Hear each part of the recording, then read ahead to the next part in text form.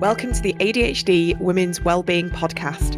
I'm Kate Moore-Youssef, and I'm a wellbeing and lifestyle coach, EFT practitioner, mum to 4 kids, and passionate about helping more women to understand and accept their amazing ADHD brains. After speaking to many women just like me, and probably you, I know there is a need for more health and lifestyle support for women newly diagnosed with ADHD. In these conversations, you'll learn from insightful guests, hear new findings, and discover powerful perspectives and lifestyle tools to enable you to live your most fulfilled, calm, and purposeful life wherever you are on your ADHD journey. Here's today's episode. Welcome back to the ADHD Women's Wellbeing Podcast. Another week, another amazing guest. And this lady I have been so looking forward to meeting and chatting to because her book has been on my desk for many weeks now. I refer to it all the time. And we have Dr. Tamara Rosier. Tamara has been a college administrator, a professor, a leadership consultant, a high school teacher, a national public speaker, and now an ADHD coach. And what an amazing conglomeration of different roles there. And through these different adventures, Dr. Rosier has developed valuable insight into ADHD and how it affects one's life. And as the founder of the ADHD Center of West Michigan, she leads a team of coaches, therapists, and speech pathologists to help individuals, parents, and families develop an understanding and learn effective skills to live with ADHD. Her book, which is what I was just talking to you about, was Your Brain's Not Broken. And this provides strategies for navigating the powerful emotional aspects of ADHD, which I know I resonate with and all of my clients resonate with. So this book is very much needed, and I urge anyone with an interest for self-development to definitely have a read of it. So Tamara, thank you so much for joining me today.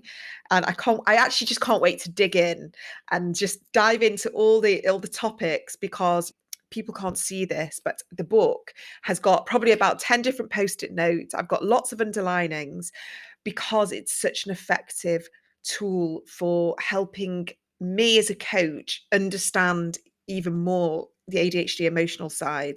And it gives me lots of practical strategies for both myself and my clients. So thank you. Oh, I am so thrilled to be talking with you. So thanks for having me here today. Oh, it's a pleasure. So I know something that you're really passionate about is our big emotions, the emotional regulation side of ADHD, where I don't think it's talked about enough when people, first of all, there's a stigma of ADHD of sort of concentration, focus, disorganization. But actually, from speaking to many clients of mine and myself, and I see it in my family, that losing our temper, keeping calm, keeping balanced is actually really hard work with ADHD. So why is this part of it so important to you as well? Well, emotional regulation isn't just when we lose our stuffings and get angry at a parking spot, or as my husband called today, he was driving in traffic and commenting on every car passing him. And, that was even that little bit. He wasn't angry, but there was a lack of emotional regulation even as he was driving in traffic. By the way, I need to stop talking about my poor husband because I have ADHD too. I just like to pick on him because it's easier. Because, of course, emotional regulation is something we're constantly struggling with, and it's everywhere in every little nuance. So it's not just about getting angry, it's about feeling too big of emotions all the time, and we don't know what to do with them. Yeah, absolutely. I think that's so well described, because I think what you just said then is that we only see the temper, the anger, the big emotions. But sometimes, like you say, it's hard to maybe articulate what's going on. It's hard for us to recognize when we are about to lose control. Yeah, I mean, I see it with my daughter. So I've got a daughter who's 7, and she's not diagnosed, but I have a feeling it's there, because her emotional regulation, and I've got another daughter who is diagnosed who doesn't have that same issue. And I know you talk about in your book that no ADHD, all looks the same. Everything's different. My ADHD looks different to them. I look Right. different to my brothers. And so there's a lot of ADHD going on, but it manifests quite differently within us all. But my daughter's emotional regulation, she can literally go from like 0 to 90 in Exactly. 20, not even 20 seconds. And my husband finds it really hard to deal with because she'll be colouring, and in 2 seconds, like her frustration levels will just go out of control, and she'll have kicked the chair, thrown her pens everywhere, slammed the door will have broken. And this is this is just like a 30-second snapshot. And my husband's just like, oh my God, like what the hell has just happened? Right. Well, and your husband sounds like he might be neurotypical, someone without ADHD. And so he's like, excuse me, Kate, can you help me understand what just happened? And is our daughter possessed? Yeah. Yes. So yeah, he's seen it, but then she can rein it in quite quickly.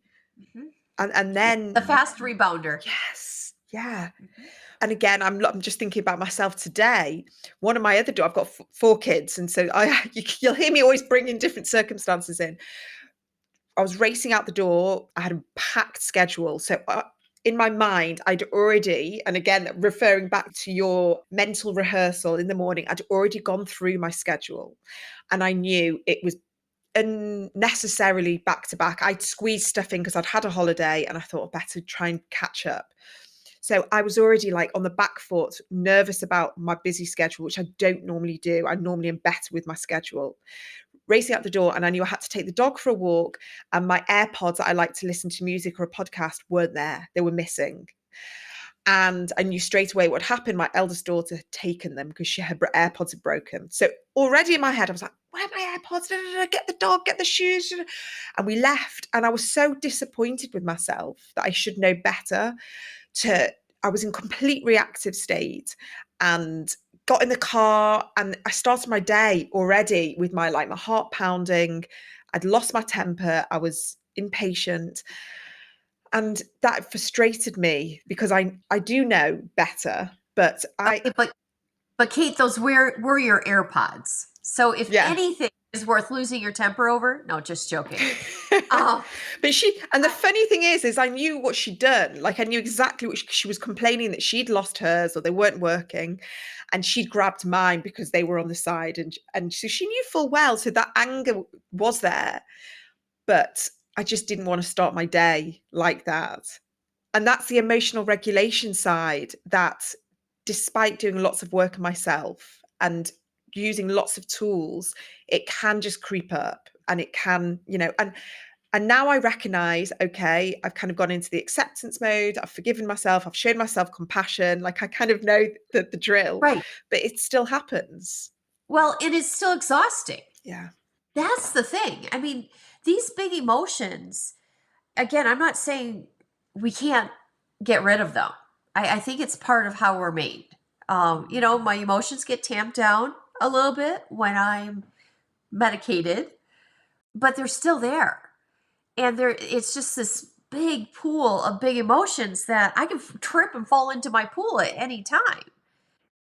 And frankly, sometimes I'm really embarrassed by my big emotions. I cry very easily. Mm. And if anyone knows me, they know that I'd rather not be that vulnerable all the time. But if I'm at a baptism, a wedding, I mean, happy things, I'll cry. If a friend tells me that they're having a baby, and I'll cry over that.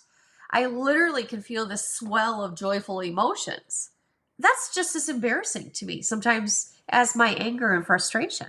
Really? So I see that Yeah, as beautiful and empathic. And sometimes, I mean, that is a very touching thing to do. And I agree with you. I'm very similar. I will cry very easily, but actually more with happy stuff and watching TV, and I'll cry. But when it comes to something really catastrophic, it's almost like it goes the other way, like what you mentioned. It's just, I'm almost kind of like numbed. I don't even know what to do. well, because my brain goes, whoa, too big, shut down. Yeah. And so these big emotions, I think this is the starting place where we should be talking about ADHD. Everyone's so hooked on how can we get Tamara to focus more? How can we get Tamara to do her schedule better? Instead, we really need to focus, how do we get Tamara to regulate her emotions? And honestly, by regulate, I mean just admit we have big emotions and notice how close I'm getting to the big emotions and trying to be able to regulate so that I don't fall into that big pool of emotions, right? Yeah. And it's not a bad thing. And I want to point out to your listeners, this isn't bad. It's the intensity. There's a lot of times I go through my ADHD life and I realize my emotions are at a 9 or 10. And one, that's exhausting. Two, I think the neurotypicals around us go, oh, well, that's a happy emotion. And I guess that's nice. Okay. Yeah. And it's almost like they say, could you feel that at a 7 though, instead of a 10? Yeah, I think what you touched on, it is exhausting. And, for me, I resonate with the overwhelm. And I know a lot of my clients, they come to me and the first thing they talk about is I'm just so overwhelmed. And, a compounding layer of lots of different small things that maybe neurotypicals just tick off their to-do list. For us, it's big, and it's big emotions, and it's very energy sapping, it's draining, it's exhausting. But what I wanted to ask you about, I've just got a list here. I'm just reading on my list because there's lots of things that I wanted to ask you about. But maybe we could just go back to the prefrontal cortex butler, because I really like this analogy of how you explain what this is. And so you don't have to go into the whole sort of neuroscience, but if you could give us a little snapshot of what you mean by the butler and what we're missing, I guess, in a bit of our brain. Yeah, it's funny. The first time I used this metaphor, I was talking to, I think she was around 9 years old, and I was trying to explain ADHD to her because she's a smart 9-year-old girl. And so I said to her, I bet you see this, mommy. Her mommy didn't have ADHD, and I said, in your mommy's brain, she has this butler. So the child and I started to play like what we thought a butler might think. And by the way, let's be clear, neither of us have a butler. We just have watched enough TV, maybe BBC kind of TV, to tell us what we think a butler is. Yeah. But in my little head, I think a butler is just kind of attending to me to say, excuse me, your AirPods are on the counter. Or, don't worry, ma'am, I'm going to get your AirPods back. You'll just need to wait a moment. It's this calming voice that is directing my attention and directing my emotions. And it's a very calm voice. And so with this child, we were pretending to, what the mommy's butler sounded like. And the child was absolutely hilarious. She's like, I said, so what do you think your mom's butler says? Don't worry, she's going to remember to put her bike away. And so the butler says this. And as you guessed this, and your listeners guessed, we don't have a butler. I say mine really left town and is not ever returning. And so we have the version of an angry neighbor. And if you would imagine, again, taken from TV, I watched too much TV as a child in the 70s and 80s. But if you could imagine this curmudgeon of a human and just standing on the property line, screaming over to you, shaking his shoe, saying, why I, and threatening to throw his shoe at you. He's doing obscene gestures, I'm sure. And all of this is to try to get you to behave. And so when we have ADHD, the angry neighbor is really kind of how our emotions work to try to get us to behave. Does the angry neighbor technique work? Of course not. Does every ADHD person I've ever known try to use it? Yes. And that's just because that's how our brain is set up. Yeah, I like that. And it's the prefrontal cortex, isn't it? It's that this is where it's all happening. Yes. Why is it all happening in that area of our brain? Well, the prefrontal cortex is like the butler. And so the butler is the calm part saying, please direct your attention here. Emotions, we don't need you quite now. And so when we don't have reliable access to the butler, then we go back to the limbic center where the angry neighbor is, and that angry neighbor gets our attention by screaming at us. And so that's why we actually have problems with emotional regulation. It's because the butler just isn't there to help us out. And so the reason why I wanted to bring this up is because I think it's so important that people understand the neuroscience behind it. They actually understand that this is the way our brain, and hence the reason why you've named the book and what you did, because so many of us have lived our lives in shame, thinking that we have personality defects, flaws. We're bad people. We've been called lots of different things, growing up, from parents, siblings, friends, that we have conditioned ourselves to, that we are, there's something wrong with us. And I genuinely, growing up, the emotional regulation side, I didn't feel as much, but I think more the way just the overwhelm kicked in and things like that. I just couldn't work out why I was who I was, and I just needed fixing. I was like, I just need fixing, and then I'll be fine. And then as soon as I had this diagnosis, and I know so many women who get this, this epiphany when they realize it's ADHD, they get the diagnosis, this half grief, half relief of, finally, there's something that medically there's a explanation. It's not my personality.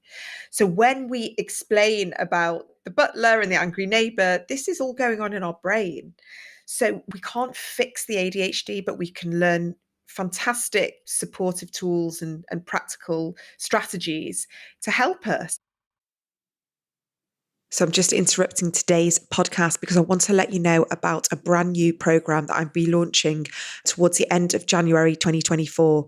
And I've got a sign up page on my website right now. I have to say, this is probably one of my most exciting programs so far. This is all about changing the energetics from within and changing our stories, releasing old blocks, old conditioning, and creating a new future, visualizing a new way of being, and really letting go of the things that have been holding us back. This is all about our spiritual growth, leaning into what feels right to us and not doing all the shoulds and the needs and the comparing, and working on the internal dialogue and the stories and the words that we say to ourselves. But often we find it very difficult to get there. So in this program, it's going to be me holding you accountable, motivating you, giving you practical, but also spiritual and energetic ways of shifting the dials, changing the way we think and the stories that we tell ourselves and the words that we use. It will be probably a 45-minute workshop every 2 weeks for about 3 or 4 months. So I'm going to be sort of hand-holding you, helping you make decisions and choices that feel right and aligned with you. This is stepping into your most truthful, authentic version of you and changing this reality and really leaning into a different way of being now that you have more awareness. I really believe that this is something that I've been working on for many years, and I can't wait to finally share some of the tips and the ways that I have helped change how I show up in the world, because it's very different to how it was 5 years ago. I'm really going to be creating a community of people who are ready to step out of a mentality that feels like the world has been doing things to them and start taking action and charge from a place that feels good to you. And this is not about doing, this is about being, this is about feeling. So if you really don't align with this sort of action and goal setting and sort of new year resolutions, this may be a much softer approach for you and really work with our neurodivergent minds. So head to my website. You're going to see on the homepage a sign up page. If you just put your name and email address there, I promise you that when this is all live and I've got all the details, you guys are going to be the first people to get it. Now back to today's episode. I love your book because you, first of all, acknowledge what's going on. You lay it out. I love your stories. You bring, fantastic examples of yourself or clients. And then you give us either in black and white tools, or you give us fantastic working strategies through the day. And one of them I love, and that's something that it's really opened my eyes, is living on the grid. Oh, Yeah. fantastic. Thank you. Because this living on the grid, which I'm going to allow you to explain, it was like, oh my God, why did I not, why could I not see this before?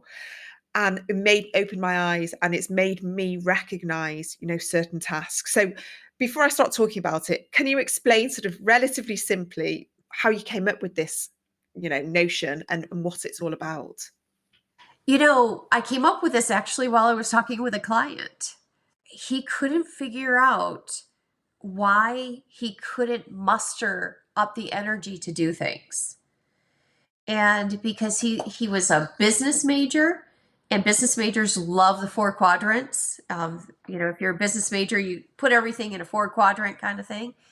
I drew the first solve it grid and said, I need you to think of it like this.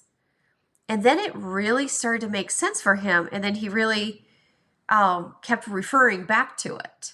And so that's how I came up with it. So if we're going to ask your listeners to kind of picture things in their brain. And if you don't get it, I'll send Kate an illustration to put on her show notes. So no one has to get frustrated right now. How's that? Brilliant. Okay, so imagine a horizontal line, and it's a continuum. And on the left-hand side, we put not fun. And the right-hand side, we put fun. And Kate, I'm watching your face to go, yes, this makes sense, or no, okay? Yeah. And so we're going to dissect that line. So we have not fun and then fun. But then when we dissect the line to make the four quadrants, we have the emotional volume control. And so we have, in the book, I kind of call it something a little bit more sophisticated, emotional stimuli. But really, it's the amount of emotional energy we're putting to that task. And so if you, at the bottom of that grid, it's low. Mm-hmm. Remember, this is the vertical line. And then at the top, it's quite high. Kate, does that? Yeah. Now, you've seen the grid, so that's not quite fair. Yeah. But does that make sense? It does make sense. And using my ADHD brain, I'm thinking of my listeners, it is hard to picture it and then also concentrate on probably the next bit. So maybe what I might do, because I think it's important that people understand why I found it so useful. But would you be able to explain why we expend energy on things that we don't want to do, but sort of play in our mind? Right. And then we use sort of this boundless energy to do the things that we want to do, and how we kind of balance it all together. I think that's what I'm trying to say. Yeah, absolutely. And so really, we have a problem with energy. ADHD people, we have a ton of energy, it seems. And we are very careless with our energy. In fact, I have, especially since writing this book, I've really done some work in my own life and thought, Tamara, you need to be an energy miser. And so this is what I mean by being an energy miser. Let's say I have to do some billing for my practice, right? Well, who on earth would find that fun? So that's in the not fun category. And I certainly don't have any good feelings about it. So it's low emotional stimulus there. And so we call that the yellow quadrant, by the way. Again, look at the show notes. But I have no reason to do it. It's not fun and it's not interesting. And so I'm going to play a little bit of a game with that. I'm going to think, well, when is the last possible moment I could get it done? And, in billing, if you run your own practice, you know that there's really not a last moment. And so that's where the angry neighbor starts to click and say, Tamara, if you were a real professional, you'd do this. And that angry neighbor is slowly turning up the energy, going, hey, hey, until it crosses into the next quadrant, and that's red. So it's still not fun, but now I'm either angry at myself, I'm shaming myself, I worked up some kind of anger towards someone else, who knows what's happening or what I had to do. Mm-hmm. But somehow I turned up the energy in order to get something done. So that, I think a lot of people can relate to, is when they procrastinate and they leave it to the very last minute, and then the cortisol and the adrenaline pushes them over the finishing line. So they pull an all-nighter, they're handing in a dissertation or a project, whatever that is. They do it, they cram it, they're hyper focused, but then the next day or 2 days later, they can't move, their energy is completely gone, they get sick, they've got low mood. So am I right in saying that that's kind of the pattern? Absolutely. So then on the grid, in the other side, we've wasted all this energy now. So now we're back down to low energy, but then we're like, well, I deserve some fun. And we'll flop to the other side of the grid in the quadrant I call blue. And that's where we don't want to do anything. And we tell ourselves, you know what? It's okay, Tamara. You worked really hard. You burned through all that. Cortisol is exactly the right word here, right? Our whole adrenal system is exhausted. And so we waste a lot of time the next day at work. And so that's why some of us with ADHD, we have our on days, we have our off days. And really, what the whole grid is about is let's just analyze our energy expenditure. And we're never going to nail this, right, Kate? But at least we can do it on purpose. And so I know that Wednesday is going to be a very busy day for me. And I've already done rehearsal for Wednesday today because I'm really prepping, right? I'm going to have to be really on. And I'm going to say to myself, look, you have a lot of the not fun activities to do. And you might have some surprises along the way, but just be a grown up the whole day, right? But then already at night, I'm like, go ahead and flop to the other side of the grid. Past 7 o'clock, you don't have to do anything. You can go into that rest zone. So at least I'm doing it purposefully, knowing I will be out of energy and to flop it back to the other side. So Yeah. the grid is really about seeing where we spend our energy and learning to manage the grid.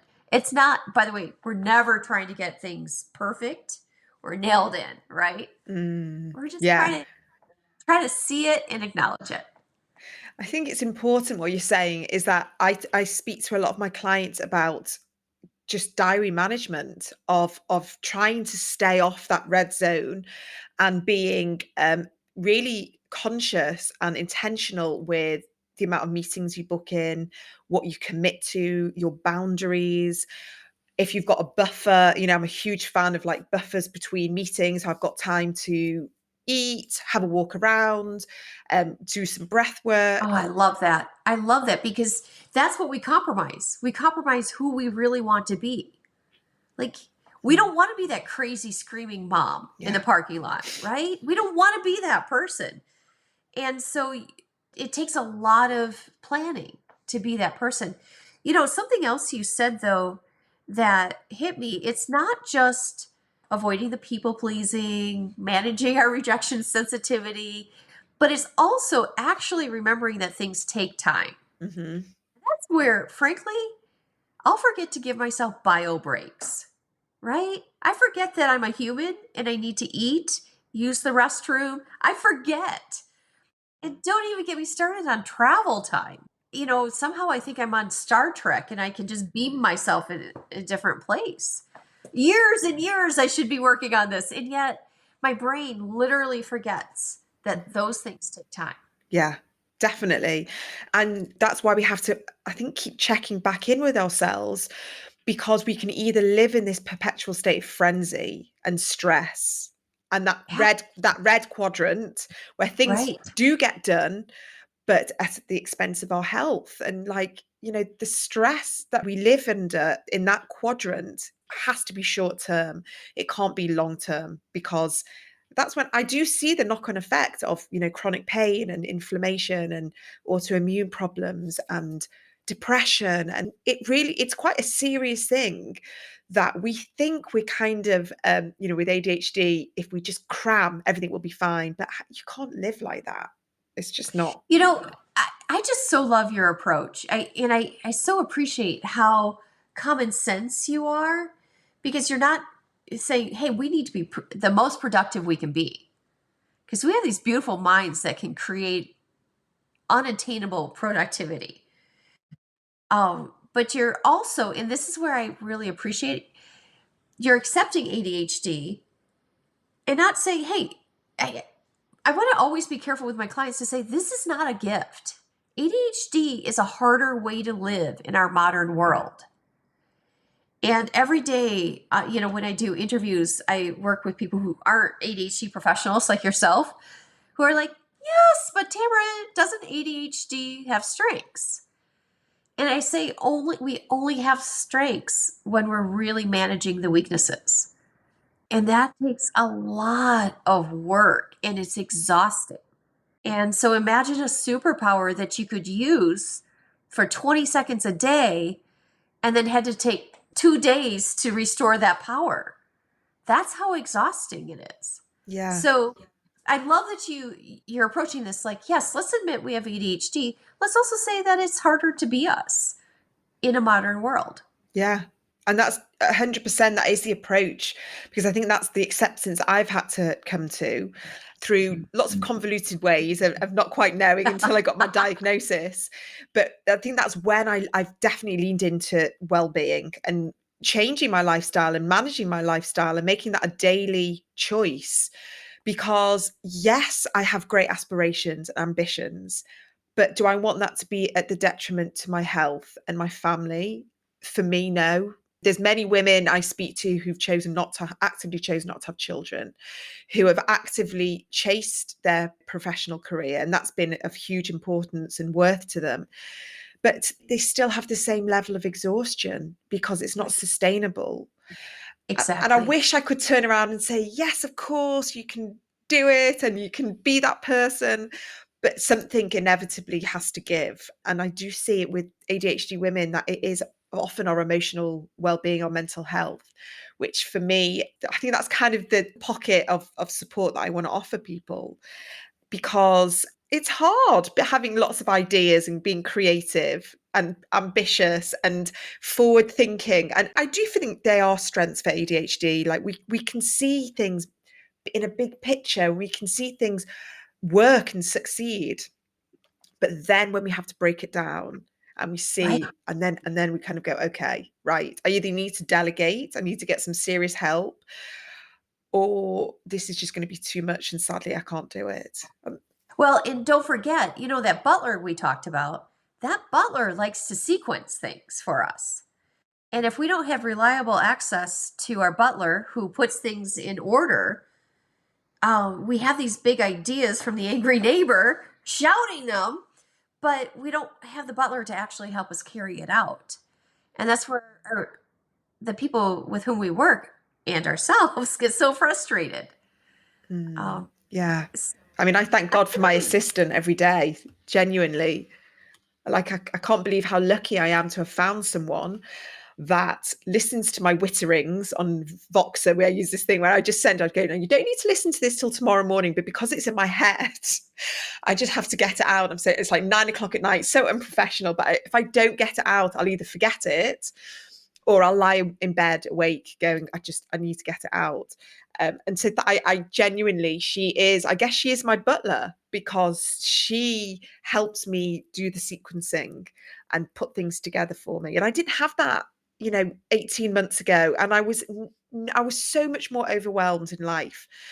But I guess I'm privileged in the respect that in my business now I can afford to have someone to help me, and not everyone can. So I'm aware of that as well. I have one child who does not have ADHD out of the four, and she's 20 years old. She's in college, and guess what? She needed a job. And she's a very detailed, together young woman. Again, neurotypical. And so I hired her to be my administrative assistant, and I hire her 6 hours a week. And I have to tell you, the joke in our family, I pay her for 6, but she saves me 12. Yes. Because my business changed when I hired her to do 6 weeks or 6 hours, because those 6 hours are the mundane kind of butler tasks that are just like pure magic to me. I mean, it's like I would like, well, I don't have a butler, maybe I have a magician. Like, I'm trying to concoct some way to do this boring stuff. And it's really evident, the difference between us neurologically. Wow. That's so fascinating. And I'm so grateful for her and her patients, frankly. Wow. What a great idea. That's so resourceful as well, isn't it? It's that, you noticed that she needed a job, you needed help. She's got the right brain to help you with that mundane stuff. Well, when I brought the idea to her, her response was, "Hey, Mom, let's face it. I've been doing this for you all through middle." She goes, "I think I started in middle school." And it would be true because we would be driving to soccer practice. I'd hand her my phone and say, "Hey, write these things down for me." Or would you look at my calendar to make sure that this is, and so she was doing that administrative work for me, that butler stuff. So now, I just made it legit and we're paying for it. So, I love that. I think it's brilliant. And I think you probably sparked a few like ideas in people's heads when, they're listening to this now going, oh, I never thought of that. well, there's a thing we have in our family and it's called borrowing someone else's prefrontal cortex. And so this is a responsibility issue. I don't expect people to be my prefrontal cortex, but I intentionally borrow it. And so we have a lovely man who married into our family named Adam. And there's one time I said to Adam, "Now I'm catching the train to go to Chicago, but I need to be there." And there was a time change involved as I traveled west. And so it was like this a little bit of a math problem with time zones. I said, "So you think I'm leaving on time, right?" And he looks, and he was brand new into our family. And he took the question very seriously, thought with me, and said, "Yes, I think you're going to be leaving on time." And then his wife laughed and said, "She just borrowed your prefrontal cortex." And to the people I work with, I say, go ahead and borrow their prefrontal cortex. Go ahead and borrow that, but take responsibility. Don't make people do your thinking, but just borrow it and then return it. And that's a difference of kind of people going, "Just think through this for me. I don't want to have to do the work." Instead, I say, just borrow their prefrontal cortex to check your work. I love that. What a brilliant reframe. Everything that you've talked about in the book, there's not one chapter that I don't think people wouldn't resonate with in some way. And I think the way you've written it, it's so, I'm not belittling it, it's simple, but it's very important, information. So I just want to thank you very much for you giving it for letting me read it and have the opportunity to digest it for myself. And then I can sort of relay it back to clients in different ways. But just before we go, and this is something that I've not actually spoken about in a huge way on the podcast yet, but it's something that I'm building up to, is that one of the things that you've written about is how important sleep is. And it's towards the end of the book. And, listen, I've got notes here about asking you about boundaries and all sorts of different things, but I've spoken about boundaries before on the podcast. Sleep is such a huge part of managing our ADHD. And sometimes, we can find it hard to get ourselves to bed, like put ourselves to bed and have the right amount of sleep. Why did you find it so important to have sleep? As it was almost like a non-negotiable, isn't it? It's what sort of you're up there with if you had any advice to give anyone, it would be like Yeah. try and get a good night's sleep. So this is so difficult. And so now let's speak specifically for women and sleep, right? And you even said, look, I want to be the wife and mother who I want to be to these people whom I love so much. And then you're at the end of your day, you're like, well, what about a little Kate time? Doesn't Kate get any time? And so then the little elf in your brain is popping up going, yes. And it's between 1 a.m. and 3 a.m. That's okay. The kids don't wake up till 6. And so we kind of lie to ourselves about that. And I see women doing that the most of going, well, I have to stay up. If I can just fold laundry and listen to a podcast by myself without anyone demanding anything, I feel better. And so a lot of times women will rob themselves of sleep. But the big problem is this: our sleep cycles are reversed when we have ADHD. So if you're neurotypical, you get your deep cleansing cycle within the first 2 sleep cycles. Oh, no, not for us. We have to wait till the third sleep cycle before we go through that deep cleansing. And the deep cleansing is actually, we're finding more and more out about sleep. It really is a cleaning cycle for the brain. And so if we don't get the full 8 to 9 hours, yep, 9 hours might be the thing, we will look much more ADHD than we are. Um, let's go right back to emotional regulation because that's out the window, my friends. And so it's very difficult.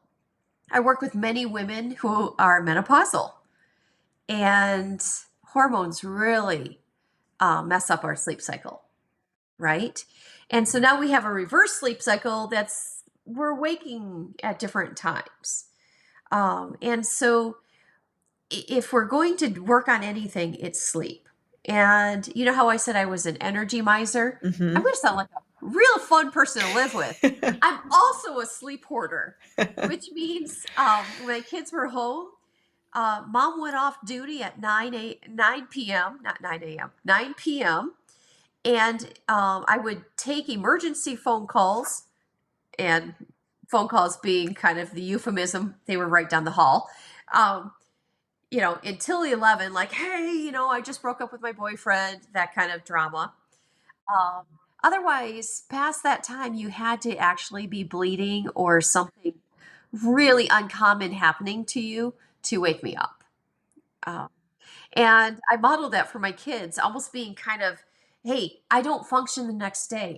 And literally, Kate, I will have swollen glands. I will feel sick if I don't get that cleaning cycle. Yeah, it's so interesting when you talk about the cleaning cycle because I'd read about this before that the proteins they have an impact on sort of like Alzheimer's and dementia, and this is Yes. it's similar. This cleaning cycle, sleep is so important to our brain, and I'm one of those people that once my eldest kid goes to bed, it's quarter to 10, by the time I've cleaned the kitchen, I'm probably sitting on the couch by about 9. My husband likes to go to bed early. So 10 o'clock, he likes to go to bed because he wakes up super early. I've not even relaxed by 10 o'clock, Exactly. I'm just getting into a TV program and he's like, I'm going to bed. So I have this kind of like, conundrum. Do I go to bed with my husband and then we have a bit of time together as well? Or do I stay up and watch a TV program and then, put off bed? And by the time I get to sleep, it's like 11:30, 12, and I know I've got to be up in the morning. So this happens most nights, but I have to, there's some internal discipline that I know that I need my sleep the same as you, that if I don't get those, I would say not 9, but definitely 8, I work at my optimum. So I kind of think it's not forever though, is it? Our kids' ages Well, change well, or what's not. fun? You are in the busiest time of your life, right? I'm an empty nester, so I just have 3 furry preschoolers. They're dogs that are taking my attention. Otherwise, all my kids are in their 20s, safely enter their 20s, I say, because woo, right? I made it that far. Um, but you would think, hey, Tamara, there's no excuse now, right? Except tonight my husband's traveling, and so he's going to be in Chicago, and I won't have that pace car of, hey, Tam, I'm heading to bed now. Pace car's gone, and I have to be very careful because ADHD folks, like me, there's like a natural stop sign that happens around 3 p.m. in the afternoon, and we blow right through it. Okay. And then, because I mean, we'll feel tired and then we're like, rally, but we'll rally a little bit too hard. And then we'll blow through the 7 p.m. stop sign. And that stop sign usually says, hey, Tamara, you have about 3 hours left in your day. What are you going to do? And by the way, you have to wind down during that time. But you know what? I'm still doing stuff at 7, right? I still think I have wild ideas about what this day can contain at 7 p.m. So instead of my brain saying, whoa, no, no, no, we're just wrapping everything up, I'm like, I could clean out that closet, right? And so I think I think that's the big problem for us. So even though I don't have children, my brain is still filled with the possibilities of the day.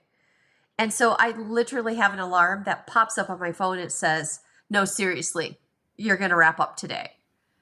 I love that. And I have to talk to myself. No, seriously, you're going to wrap up today. And so at 7 now, I've trained myself. All right, we're heading to the wrap up phase, And that helps me reframe everything in my day. That's so helpful. 100%. I'm going to try that. I'm going to put that on my phone as well, because I find it really hard to wind down. And then when I finally wind down, I want to relax and watch TV. And then I'm looking at the time and it's like, oh my God, now I've got to go to sleep. Like now I know that sleep's important. Right. Right. So we can't just tell people, we just can't tell women, especially like, okay, go to sleep, get all of your sleep, be a good girl, because we don't know how to. And so a couple of the rules I say is it takes us at least an hour to do a wind down. And so the wind down, again, referring back to that grid we introduced, is an hour of blue time. It's low emotion and fun, but it's a slow emotion. Like we're not watching anything on television that's going to excite us emotionally. It's just, in fact, I say reruns, redecorating, just the very basic non-emotional things, because we're just telling our brain, nothing to see here, folks. We're going to be wrapping this up soon. And so, but asking women to carve out an hour is very difficult. And so sometimes when they have younger children, I say, well, you can have a whole family cool down time. And so a lot of times I help families do it all together. Yeah, well, that's interesting, because I have a bath. That's my thing. So I have a bath, and actually my kids all know. I mean, they don't really listen because there's always something that a child needs to tell me, but I'm in the bath. I put my salts, my essential oils, I get my book or not. And I tell the kids, I said, this is me winding down now. And I put my youngest in the bath, and she, not in my bath, in her bath. And I said, right, you chill out.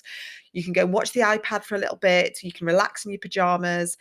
And I hope that I am modeling to my kids that this time, this kind of diffusing time between lots of energy to maybe having dinner or watching TV is really important, because it's like a stepping stone, isn't it? From one state to another state. You can't just jump. Yeah. I feel I'm very conscious of the time, and I feel like we could have probably done another hour, because I think it's just so insightful what you're saying, because it's so relatable. And I know that lots of people probably take a huge amount from this conversation. So I just want to thank you, Tamara, so much for your time. Thank you for your book. Thank you for your expertise. And tell me, how can people, if they want to, I don't know, either work with you or just connect with you, where's the best place? You can go to my website, tamararosier.com. And there's information on my book, the ADHD Center, and so on. Fantastic. So I'll make sure all that information's in the show notes. And if we can, we'll try and get some form of illustration or a printout of the page for the Living on the Grid, so people can really see it, because I think it is quite a valuable tool. But yeah, thank you, Tamara. I really appreciate you being here, and I really hope we can speak again. Kate, you're a gem. I will come back anytime you ask. You are just delightful. So thank you so much for this.